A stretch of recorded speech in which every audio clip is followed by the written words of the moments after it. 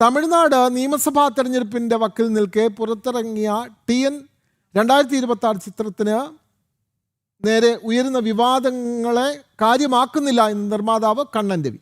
ആരെയും പരാമർശിക്കാതെ സിനിമ എടുക്കാൻ കഴിയില്ല എന്നും ബാക്കി പ്രേക്ഷകർ തീരുമാനിക്കട്ടെ എന്നും കണ്ണൻ രവി പറഞ്ഞു. തമിഴ് ചലച്ചിത്ര താരവും TVK നേതാവുമായ വിജയുടെ ജീവിതവുമായി ചിത്രത്തിലെ കഥാപാത്രത്തിന് സാദൃശ്യം ഉണ്ടെന്നാണ് വിമർശനം.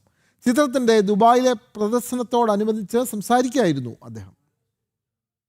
എന്തെങ്കിലും ഒരു എഫക്റ്റ് ഉണ്ടാവുമല്ലേ, ആരെങ്കിലും ഒരെണ്ണം തൊട്ട് തന്നെ പറ്റും, അങ്ങനെ ഇല്ലെങ്കിൽ പടം എടുക്കാൻ പറ്റത്തില്ലല്ലോ.